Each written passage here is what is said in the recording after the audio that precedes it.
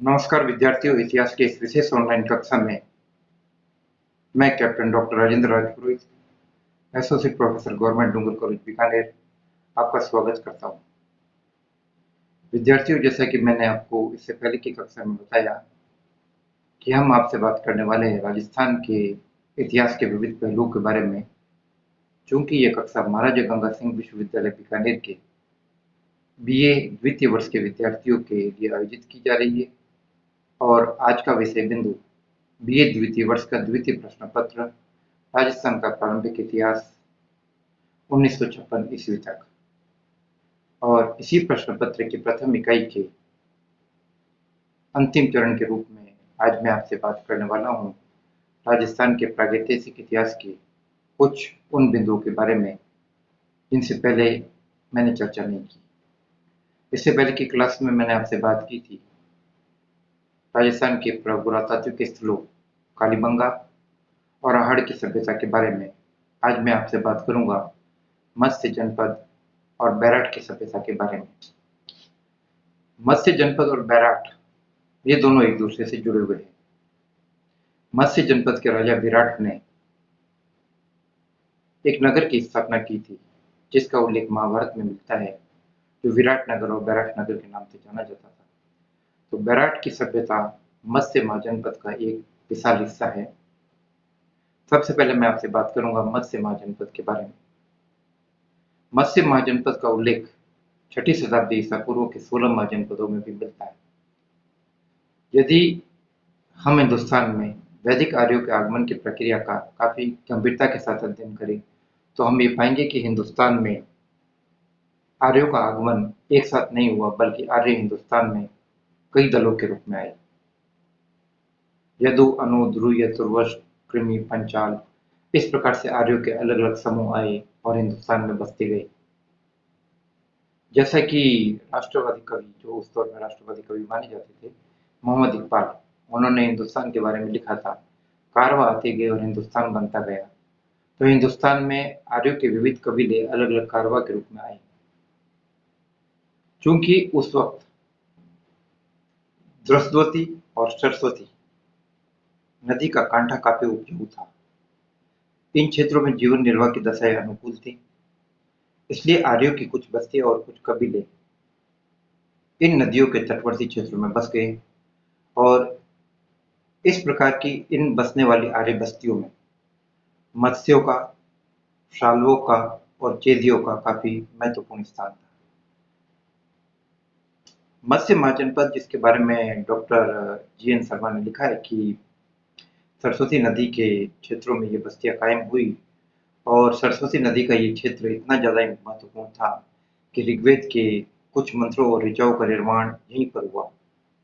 जैसा कि doctor GN. Sharma लिखते हैं कि ऋग्वेद का वह प्रसंग जिसके अंदर इस इंद्र की स्तुति का विवेचन मिलता है, जिसमें सोम की स्तुति का विवेचन मिलता है, जिसमें यज्ञों की महत्ता का उल्लेख मिलता है, जिनमें जीवन की नश्वरता और सारहीनता के बारे में बात की गई है, इन तमाम बातों का जो उल्लेख है, ये सारी की सारी ऋचाएं जो इन बातों का उल्लेख करती है, उसका निर्माण सरस्वती नदी के किनारे हुआ।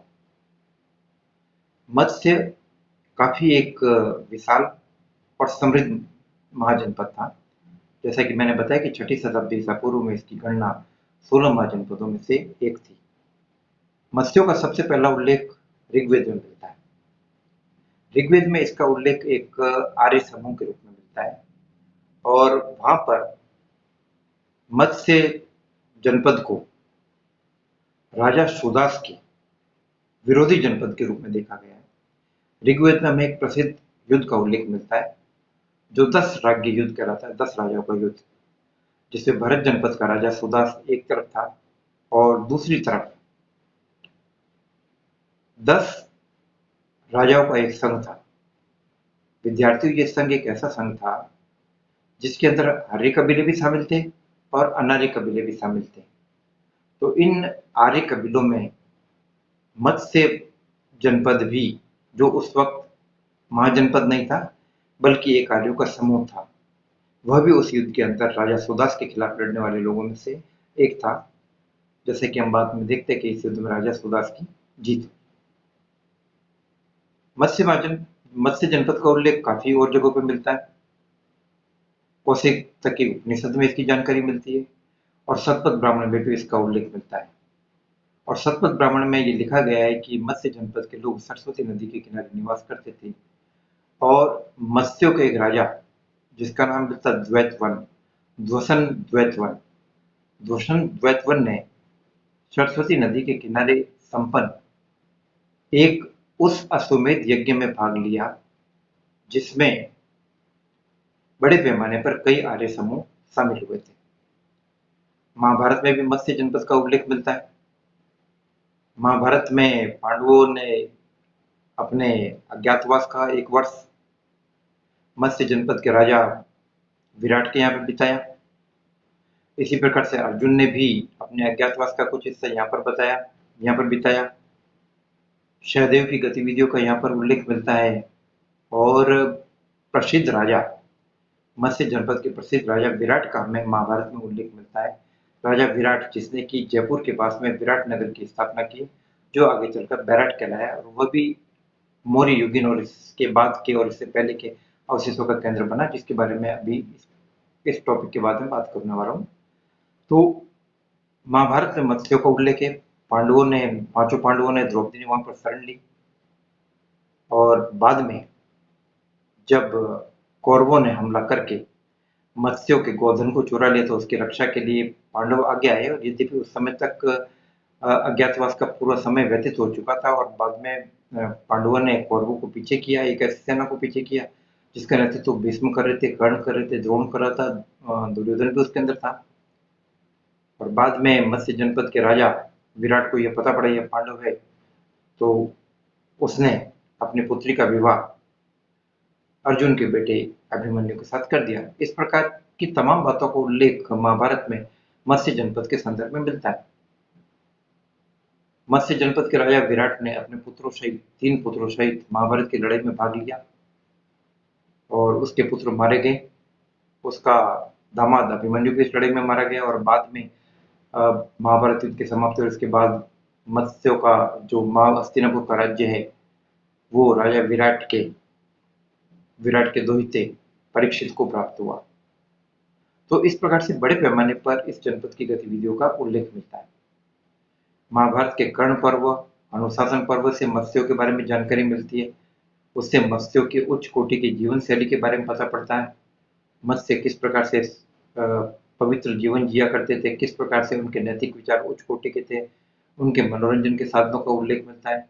मनोरंजन के साधनों के रूप में हमें चौसर का उल्लेख मिलता है। यह स्मरणीय है कि ज्येष्ठ पांडुपुत्र युधिष्ठिर ने राजा विराट के यहाँ पर उसके सलाहकार के रूप में, दूत सलाहकार के रूप में कंक का जो रोल किया था उसमें भी चौसर का उल्लेख मिल रहा है।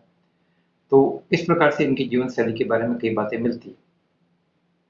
मत्स्य समृद्ध थे, लेकिन इसका मतलब ये नहीं कि वो पूरी तरीके से सुरक्षित थे। मत्स्यों की सीमाएं सालवों से लगती थी, सालवो उनके शत्रु थे। मत्स्यों के राज्यों की सीमाएं चेदियों से लगती थी, चेदी भी उनके बड़े शत्रु थे। और ऐसा कहा जाता है कि चेदी नरेश शिशुपाल जो काफी शक्तिशाली शासक था और जिसका बाद में कृष्ण ने उसके गलत रवैये के कारण, उसके अनुचित व्यवहार के कारण और 100 गालियों की सीमाओं को पार करने के कारण, सुदर्शन चक्र के कारण कृष्ण ने अपने बुआ के बेटे शिशुपाल का सर काट दिया। तो ये तमाम बातें मत्स्यों के बारे में हमें मिल रही है और ऐसा भी उल्लेख मिल रहा है कि चेदियों ने मत्स्य जनपद पर हमला किया और लंबे समय तक उस पर अधिकार भी कर लिया। प्रश्न ये पैदा होता है कि इतने बड़े महाजनपद का आखिर पतन कैसे हुआ। कुछ इतिहासकारों का कहना है कि सिकंदर के हमले इस पतन के लिए जिम्मेदार रहे। ऐसा नहीं था, सिकंदर के हमले मत्स्यों के ऊपर कोई विशेष प्रभाव नहीं छोड़ पाए, क्योंकि सिकंदर एक तूफान की तरह आया और आंधी की भांति वापस लौट आया। समस्या ये थी कि सिकंदर के जाने के बाद जो बस्तियां वहां पे बसी, जिनमें मालव है, शिबी और अर्जुनायन, और उसके अंदर मालव काफी शक्तिशाली थे और मालवों ने मत्स्यों के लिए एक बड़ी चुनौती पेश की और मत्स्य इस चुनौती का मुकाबला नहीं कर पाए और धीरे धीरे वे सैनिक दृष्टि से कमजोर होते गए और उनकी ताकत खत्म हो गई। वैसे भी कुदरत का नियम है कि जिसका उत्थान होता है उसका पतन होता है, जो शक्तिशाली होता है वो कमजोर भी होता है। तो ये सारी बातें मत्स्यों के बारे में हमें देखने को मिलती है। आइए अब मैं आपसे बात करता हूँ विराटनगर के बारे में। विराटनगर की सभ्यता, जिसको बैराट की सभ्यता भी कहते हैं, जो जयपुर के पास में स्थित एक केंद्र है, और ऐसा माना जाता है कि लगभग 8 किलोमीटर लंबा और 5 किलोमीटर चौड़ा था। इसकी स्थापना मत्स्य देश के राजा विराट ने की थी। यहाँ से भी उत्खनन में विभिन्न प्रकार के प्रमाण प्राप्त हुए। यहाँ ये पहाड़ी क्षेत्र है और यहाँ पर दो तीन पहाड़ियाँ मिलती है, जैसे बीजक पहाड़ी, जैसे भोमजी की डूंगरी, भोमजी की पहाड़ी कहलाती है, जैसे महादेव डूंगरी। तो इन क्षेत्रों में उत्खनन का काम काफी हुआ और चारों तरफ पत्थर है। लेकिन इसके बावजूद यहाँ पर जो एविडेंसेज मिल रहे हैं उनमें हमें पक्की ईंटों का प्रयोग ज्यादा देखने को मिल रहा है। ये काफी इंटरेस्टिंग और आश्चर्य की बात है कि पत्थर मौजूद था, इसके बावजूद ईंटों का प्रयोग क्यों? ये शोध का विषय है। यहाँ पर एक बड़ा सा भवन मिला है जिसमें ईंटों का प्रयोग है। ऐसा माना जाता है कि वो बौद्ध मठ रहा होगा। विराटनगर के जितने भी अवशेष हैं वो मौर्यों के समय के भी और मौर्यों के बाद के और मौर्यों के पहले के भी है। महाभारत युगीन सभ्यता का विराटनगर एक बहुत बड़ा हिस्सा रहा था, जिसमें कोई संदेह नहीं है। यहाँ पर जो महत्वपूर्ण आकृति मिली है, एक तो गोल मंदिर मिला है जो ईंटों से निर्मित, और जिसके बारे में कहा जाता है इसका निर्माण अशोक ने कराया। और दूसरी बात है कि यहाँ पर एक बड़ा सारा काफी 8-10 कमरों वाला एक बड़ा सारा भवन मिला जिसको बौद्ध मठ कहा जाता है। और इसी बौद्ध मठ में 36 मुद्राएं प्राप्त हुई है, जिनमें से 8 चांदी की मुद्राएं हैं, पंचमार्क, जिनको आज सिक्के कहते हैं, और 28 सिक्के ऐसे हैं जो इंडो ग्रीक शासकों के से, बेसिकली ग्रीक शासक ज्यादा ग्रीक शासकों के हैं। और उसके अंदर उन 28 में से भी 16 सिक्के ऐसे जो मेनेंडर के, यवन शासक मेनेंडर के। तो इससे ये प्रमाणित होता है कि कम से कम ये सेंटर 50 एडी तक बौद्ध धर्म के प्रभाव में जरूर रहा होगा। और बौद्ध धर्म के प्रभाव की जो सीमा तय की जाती है 250 बीसी से लेकर 50 एडी तक, लगभग 300 साल तक ये क्षेत्र बौद्धों की गतिविधियों से प्रभावित था। और चूंकि गोल मंदिर का उल्लेख मिल रहा है, अशोक का भी प्रमाण मिल रहे हैं, अशोक से जुड़ी हुई गतिविधियों के प्रमाण मिल रहे हैं, तो ये काफी एक महत्वपूर्ण सेंटर। और यहाँ से पास में एक भागरूशिला लेक भी मिला है इसी क्षेत्र के आसपास से, जिससे कि अशोक के बौद्ध धर्म में त्रिरत्नों के प्रति श्रद्धा और आस्था प्रकट होती है। तो मत्स्य महाजनपद के साथ साथ विराटनगर या बैराट भी एक महत्वपूर्ण सभ्यता का केंद्र था। तो विद्यार्थियों, मैंने आपसे इस कक्षा में विवेचन किया राजस्थान के प्रोटो हिस्टोरिक और प्री हिस्टोरिक एज के बारे में, जिसमें हमने पाषाण युग से चालू कर ताम्रपाषाण युग तक, ताम्रपाषाण युगीन सभ्यता के रूप में हमने आपसे आड़ की सभ्यता का उल्लेख किया। इसके अलावा पूर्व हड़प्पा युगीन और परवर्ती हड़प्पा युगीन स्तर के रूप में आपसे कालीबंगा सेंटर के बारे में बात हुई। कालीबंगा सेंटर जो विशाल सैंधव साम्राज्य की तीसरी राजधानी माना जाता है। और इसके साथ पुरातत्व के इतिहास के अंतिम चरण के रूप में मैंने आज आपसे बात की मत्स्य महाजनपद के बारे में और विराटनगर की सभ्यता के बारे में। तो ये आपके प्रथम इकाई के कुछ महत्वपूर्ण हिस्से थे जो मैंने आपसे कवर करने की कोशिश की, जिसके अंदर हमने काफ़ी चीज़ें देखी, जिसके अंदर बेसिकली शुरुआती दौर में हमने देखा था राजपूतों की उत्पत्ति का प्रश्न, ओरिजिन ऑफ द राजपूत, और proto history and archaeological history of Rajasthan. इसके बाद एक कक्षा मैं आपकी ओर लूंगा जिसमें मैं स्पेशली आपसे सोर्सेज के बारे में बात करूंगा। Sources of the history of the Rajasthan, कि राजस्थान के इतिहास के बारे में हमें कौन कौन सा किस किस प्रकार के सोर्सेज अवेलेबल है, कौन से अभिलेखिक प्रमाण है और कौन से साहित्यिक प्रमाण है। इन तमाम बातों के बारे में मैं आपसे आगे की क्लास के बारे में काफ़ी गहन और विस्तार से बात करूंगा। तब तक के लिए अपने स्वास्थ्य का ध्यान रखिए। जय हिंद, जय भारत।